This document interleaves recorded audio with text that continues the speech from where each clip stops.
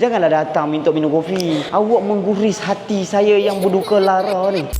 Kau orang bisnes ni mencabar dah. Tapi bila tutup dia mencabar juga. Sebab bila kita tutup, ramai pula lah nak datang nak beli kopi kat kita punya Ziora ni. Untuk Ziora ni kami dah tutup dah. Tetapi cuma kedai ni kita masih pakai. So untuk kedai ni, apa yang kita buat sekarang ni adalah tim marketing kita kat sini. Dan satu lagi boleh dapatkan ni.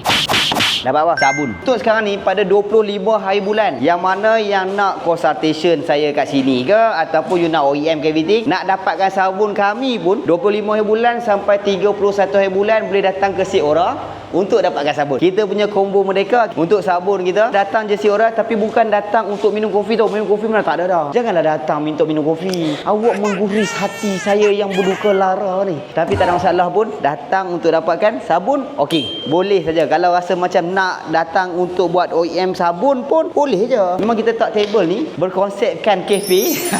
So boleh tengok kat sini kalau nak buat borong ke, nak buat OEM dengan kami ke. So anda boleh datang je sini. InsyaAllah kita akan buat penerangan satu persatu. Datang ke Ziora untuk dapatkan sabun. Combo mereka bermula pada 25 hari bulan sampai 31 hari bulan. Let's go.